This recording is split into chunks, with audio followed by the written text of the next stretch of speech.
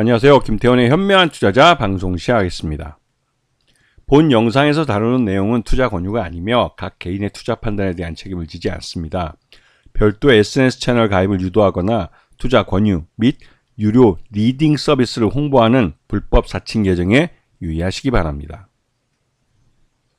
자, 오늘은 미래반도체라는 업체를 좀 소개를 해드리겠습니다. 지난번에도 한번 처음 상장했을 때 그때 한번 방송했던 기억이 나는데요.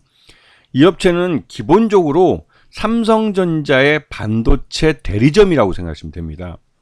삼성전자가 직접 거래하는 대형 거래처 몇 군데를 제외하고 나머지 중소형 전자제품 회사들이나 이런 회사들은 거의 대부분 미래반도체에서 삼성전자 반도체를 사간다고 생각하시면 쉽게 이해가 되실 겁니다. 이 삼성전자가 반도체 칩을 만들어서 이 미래반도체 대리점에 뿌려주면 이 미래반도체는 갖고 있는 이 명단, 고객사죠. 고객사들에게 이걸 프로모션 이 세일 가격을 제시해서 이걸 판매를 합니다. 그러면 이 소매상들이 또 이걸 갖고 각각의 이제 거래처들한테 뿌려주게 되는 것이죠.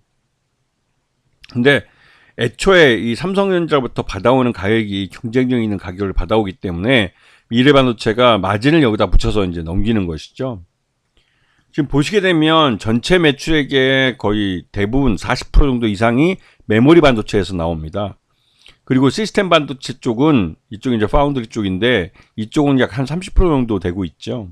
근데 이쪽은 이 미래 반도체가 나름대로 고객선을 갖고 있는 부분이라 미래 반도체의 기술력이 들어가서 이 파운드리를 해줘서 이제 넘겨주는 그런 역할을 하는 거기 때문에 나름대로 이제 미래 반도체의 기술력이 여기다 포함이 되는 것이죠. 그렇기 때문에 이게 더 가격이 비쌉니다. 일반 메모리 반도체보다는. 메모리 반도체는 삼성전자를 받은 그 공디스켓 그대로, 그러니까 비어있는 형태를 그대로 넘겨주는 거기 때문에 그렇게 이제 마진을 그렇게 크게 보기는 어려운데 이 파운드리 쪽은 이 미래 반도체의 기술력이 들어가는 부분이 있기 때문에 나름대로 마진이 좀 좋은 편이죠. 그래서 지금 미래 반도체 이 고객사들을 보면 뭐 이름을 대면 다 알만한 뭐 LG전자 같은 대기업뿐만 아니라 LS세미콘, 그다음에 TG삼보 같은 컴퓨터를 만드는 업체, 루컴스 같은 모니터 만드는 업체, 이런 데를 또 나무 같은 카메라 모듈을 만드는 업체, 이런 업체들이 모두 고객사로 있습니다. 이게 뭐 삼성 SD에도 마찬가지고요, 유비쿼터스 같은 데도 마찬가지고요. 그래서 이 미래컴퓨터는 고객사가 굉장히 많은 편이죠. 그리고 또 그렇게 많을 수밖에 없는 게 삼성전자가 고정거래처로 거래하는 대형 거래처를 제외하고 나머지 대부분을 이 미래 반도체가 상대한다고 해도 과언이 아닐 정도입니다. 그래서 이 메모리 반도체나 시스템 반도체를 주로 이제 다루고 있고 또 이 매출액이 거의 대부분 이 반도체 유통에서 발생하고 있는 걸 알 수가 있죠.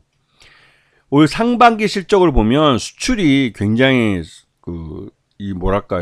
선방을 했다고요. 수출이 굉장히 잘 되고 있는 걸 볼 수가 있습니다. 그리고 이제 이 내수는 거기에 비해서 굉장히 좀 침체되어 있는 모습 보이죠. 그만큼 국내 내수 경기가 굉장히 좀 안 좋은 상태라는 것을 이 숫자에서도 읽을 수 있는 겁니다. 그래서 누적으로 보면 상반기 매출액이 2,504억, 작년 동기 대비했을 때는 꽤 늘었죠. 근데 늘어난 것이 대부분 다 수출 쪽에서 늘어난 겁니다. 영업이익도 47억에서 62억으로 늘어난 부분이 있고 또 당기순이익은 반기지만 21억에서 39억으로 거의 더블이 났죠. 그만큼 이 회사의 실적이 굉장히 좋아진 데다가 여기는 최대주주하고 특수관계를 포함해서 이 주식수가 73.55%에 달합니다. 실제로 유통 가능한 주식수가 25%가 채 안 된다는 소리죠. 그만큼 이 회사는 유통 주식수가 없기 때문에 실적이 좋아진다는 게 보이면 바로 품절주가 될 가능성이 큽니다. 지금 미래반도체 같은 경우는 지금 보시게 되면 2분기 실적 기준으로 봤을 때 적정 주가는 한 19,000원 정도로 평가됩니다. 그래서 이 미래반도체는 굉장히 사업 구조 자체가 굉장히 단순하죠. 근데 이게 이렇게 주가가 요즘 최근 들어서 어저께도 이제 상한가를 치고 막 급등하게 된 이유는 주로 이제 반도체를 받아오는 삼성전자가 기존에 이 파운드리 사업부 자체를 이제 사업이 잘 안 되니까 파운드리 쪽을 메모리 반도체 쪽으로 아예 그냥 전환을 시키려고 하는 그런 계획을 발표를 했죠. 근데 그런 계획에 따르면 미래 반도체가 받아서 이 유통하는 이 메모리 반도체 쪽 물량이 확실히 늘어나게 됩니다. 이거는 이 반도체를 생산하는 삼성전자도 충분히 알고 있기 때문에 보다 경쟁력 있는 가격에 미래 반도체 물건을 넘기게 되는 것이죠. 그리고 미래 반도체는 이런 더 싸진 그리고 더 많은 물량을 확보할 수 있게 되면서 이거를 갖고 마진을 붙여서 유통을 할 수가 있는 기회가 생기는 겁니다.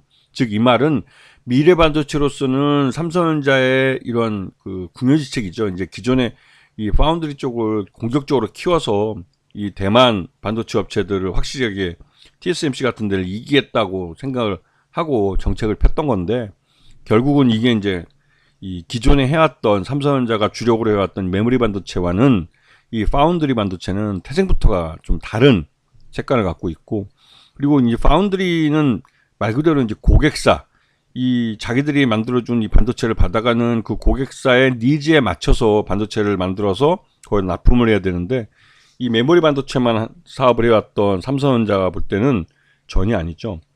막말로 삼성전자는 자신들이 생산하는 메모리 반도체를 반드시 사가야 되는 이 고객사들, 그리고 또 이 대량으로 구매하는 고객사들에게 물량을 안정적으로 공급해주고, 또 그리고 마진도 적정하게 챙겨가기도 가는 그런 사업 구조 쪽에 있었기 때문에, 그리고 항상 이 메모리 반도체의 1등이 삼성전자였고, 삼성전자의 신뢰, 제품 신뢰도나 또 양산 능력, 이런 부분에 대해서는 다른 경쟁자들보다 타의 추종을 불허하기 때문에 이 메모리 반도체 사업에 너무 젖어 있는 것이죠. 그러다 보니 이 파운드리 쪽 사업에서도 이러한 메모리 반도체 쪽 사고방식으로 고객들을 대응하면 안 되는 거죠. 이 메모리 반도체에서는 이 삼성전자가 어떤 상황에 따라서는 갑의 위치까지 올라갈 수 있는 그런 사업 구조를 갖고 있지만, 즉 삼성전자, SK하이닉스, 미국 마이크론 테크놀로지, 물론 중국에도 이런 반도체 업체들이 있지만 또 전체적으로 전 세계 반도체 업체의 이 메모리 반도체 쪽은 거의 과점 업체들이 거의 독점하고 있다시피 해서, 이 막말로 그 삼성전자나 SK하이닉스 같은 이런 업체들한테 밑보이면 물량을 제대로 확보 못해서 생산을 못하는 경우가 있습니다. 그렇기 때문에 메모리 반도체 쪽에서는 삼성전자가 이 갑 아닌 갑, 또 알게 모르게 또 슈퍼 갑질을 할 수가 있는 그런 사업 구조를 갖고 있지만, 이 그 파운드리 반도체 분야에서는 고객사의 니즈에 맞는 반도체를 개발을 해서 전달을 해줘야 되기 때문에 고객사가 갑일 수밖에 없는 것이죠. 그래서 이러한 이 형태의 사업을 해본 적이 없는 삼성전자는 역시 이제 파운드리 쪽에서 고객사들의 니즈를 제대로 못 맞추고 좀 엇갈려가는 그런 모습을 많이 보이기도 하고, 이 고객사의 니즈에 맞춰서 제때 납품을 못해서 이 고객사에게 좀 크레임을 당하는 경우도 있는 걸로 알려져 있어서, 이 파운드리 사업이 쉽지 않다는 걸 삼성전자가 최근 들어서 많이 깨닫고 있는 것 같습니다. 그래서 기존 파운드리 팹으로 만들었던 공장들도 메모리 팹으로 전환을 하면서 이 메모리 반도체 생산량이 크게 증가할 가능성이 크고, 그에 따라서 미래 반도체는 더 싼 가격에 더 많은 수량을 확보할 수 있게 되면서 이 미래 반도체의 메모리 반도체 유통 쪽에서 꽤 큰 그 매출 성장을 기대할 수 있게 되고, 또 그런 것들이 장기적으로 미래 반도체의 실적에도 긍정적으로 영향을 미칠 가능성이 크기 때문에 그런 부분이 주가에 서서히 반영되고 있다는 걸 알 수가 있는 것이죠. 기본적으로 이 미래 반도체는 이 삼성전자의 이 반도체, 메모리 반도체를 가장 많이 받아오기 때문에 사업 자체가 삼성전자의 좀 의존적인 그런 모습을 보입니다. 그게 이제 강점이면서 또 다른 한편으로는 약점이 될 수가 있는 것이죠. 이런 칼날의 이 동전의 양면 같은 부분을 갖고 있는 그런 기업이기 때문에 이 업체는, 그리고 또 이 고객사들, 주요 고객사들인 그 중소형 전자회사들이나 이런 쪽에서 나름대로 경기가 좀 좋아야만 이런 반도체의 수요가 늘어나기 때문에 경기를 좀 타는 그런 업체이기도 합니다. 그래서 경기가 나쁠 때는 이 업체도 좀 매출 예형이나 이것들이 줄어들어는 그런 경향을 좀 보여주고 있죠. 네, 역시나 뭐 경기를 이기기에는 좀 어려운 사업 구조를 갖고 있는 게 사실이기도 합니다. 아시겠죠? 자, 오늘 방송 여기서 마치겠습니다. 감사합니다.